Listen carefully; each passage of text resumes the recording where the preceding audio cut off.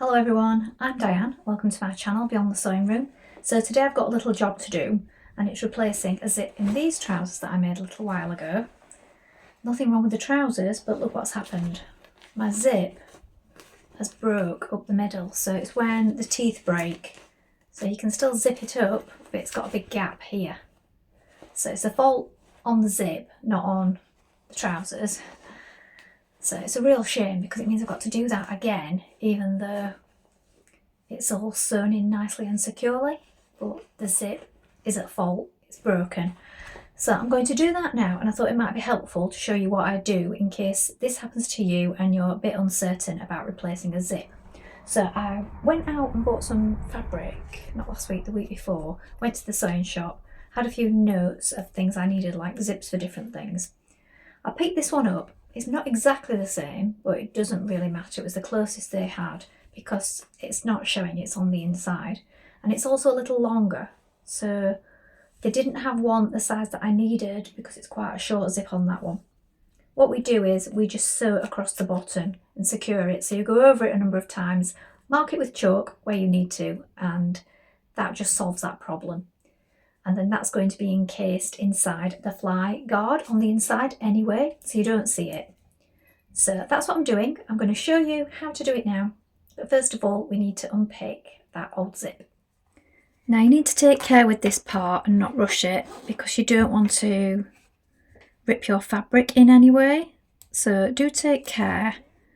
And once you've got a few stitches going, you can usually get underneath and give it a little pull. But if your trousers are lightweight material, don't do that because you can just rip them that way. This is a little bit heavier, so it's easier to... So just unpick it all the way with your unpicker. And then we'll come to the next stage. Now if you can, without damaging the fabric, it's best to undo this part here as well, a little way down.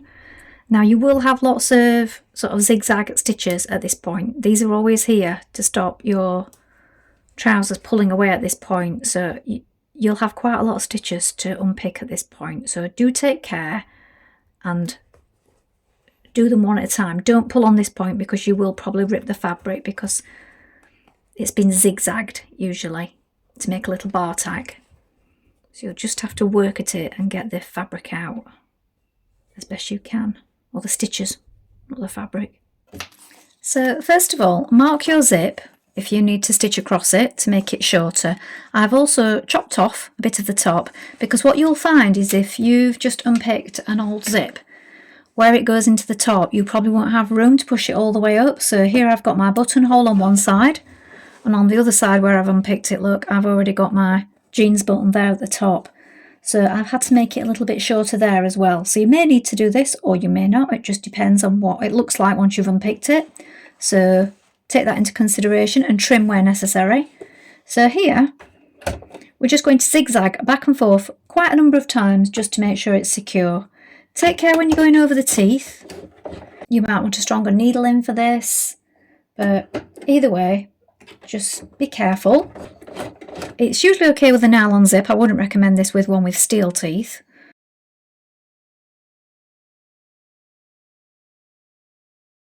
And then you can trim away the bottom of that. Again, when you're trimming away, use old scissors. Don't use your best dressmaking scissors just to cut through the bottom of that because you'll make them blunt. Now you also want to make sure you've got all the old stitching out before you start putting the zip back in or the new zip in. So, and open it up just here at the bottom of the crotch like I suggested. That'll make it easier to get in. Now open up your zip and pin this first side in, and you want it so that the edge here, so we have the zip guard underneath here, and then we have the top of the trousers. This is the left side, and we've got our zip opened up and pinned in place. So I've put my pins horizontally. I've pinned it, and I've got mine just here, look, because I've already got my jeans button in, so I can't really go any higher with that, and I'm going to have to be really careful when I come to it with the zipper foot. And if I'm struggling to get near or near enough with the zipper foot, I'll do the last little bit with hand stitches just at the top there. It is always trickier putting a zip back in than it is when you're making it to start with. We're going to sew all the way down, just top stitch straight through it with the zipper foot. So on mine, look, I'm just starting from the bottom. So I've zipped up the zip a little, and then once I get to here, I will unzip it and continue to the top.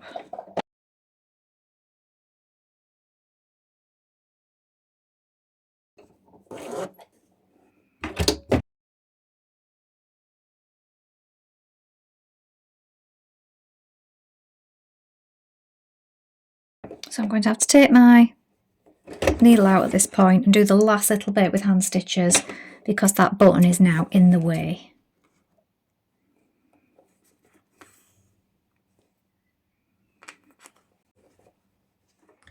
Now zip up your zip and place the trousers so that they are lying so as if they were zipped up like this.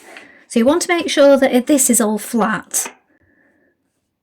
Excuse my dog barking in the background there. Now what we want to do is we want to pin the zip, but we only want to go through this top layer and the zip here. So you'll need to put your thumb underneath so that you can grab it. The reason we're doing this is just to make sure that it lines up correctly.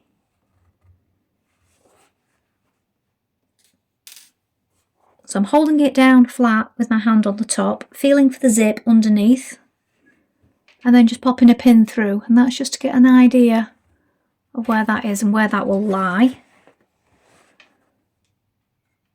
on the underside.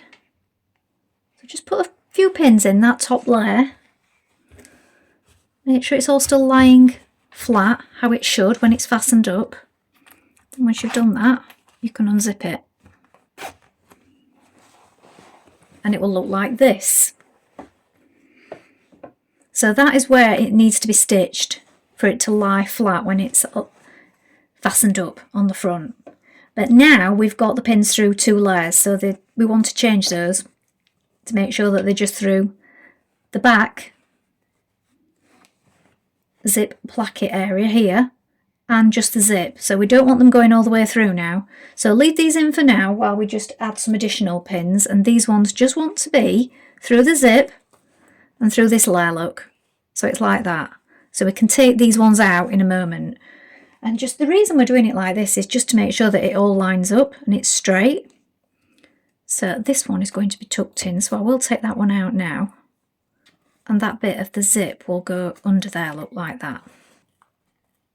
If you wish, you could do some hand stitches for this part if you don't trust your pins to stay in. Pop one more in and take that top one out and that one.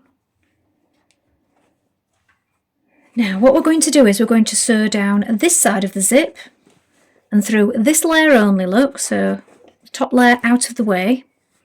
Again with our zipper foot, we're going to do it close to it, and then we're going to stitch down this edge of the zip as well. Again, using your zipper foot, getting in close. And if you don't like sewing with pins in, you can do a few tacking stitches.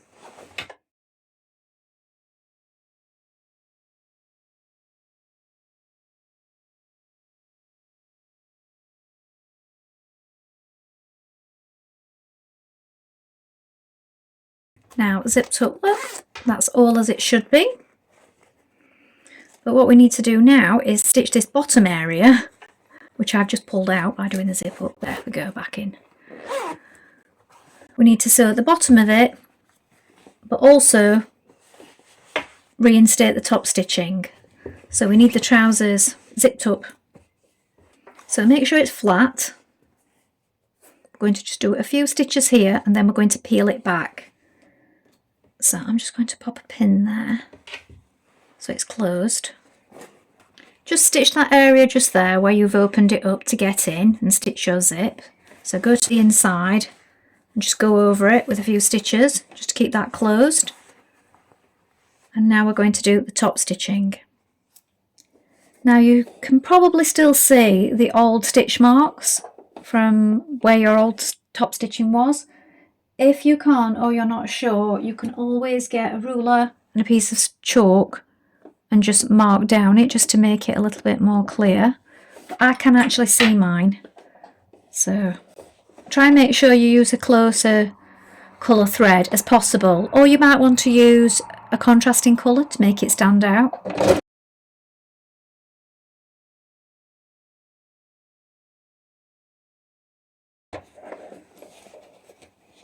Keep that zip fly guard out of the way. I'm going to back tack here, and we are going to catch it to the fly guard, so I need to release that.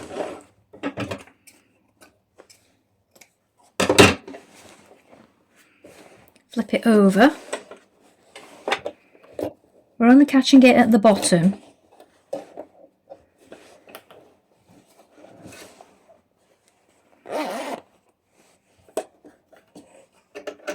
So I've zipped it up, and it's just this very bottom part where we need to go around the curve, where we're just going to catch it to it. Try and get back in your stitching where you just stopped.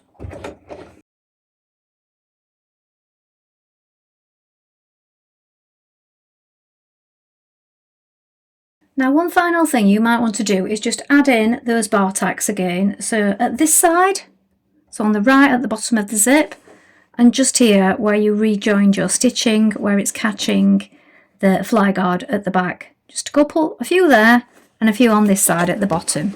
So we do that by using a zigzag stitch, making the stitch smaller and the width quite narrow. Just go over it a few times.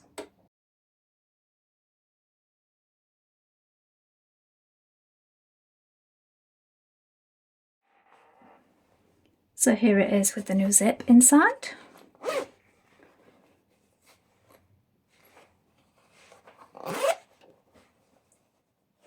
So not a very long one today, but I hope that was helpful. That's another job done for me, and I can now wear these again. So I know sometimes it's tempting to just put things on the repair pile and then get on with all your other more exciting sewing jobs.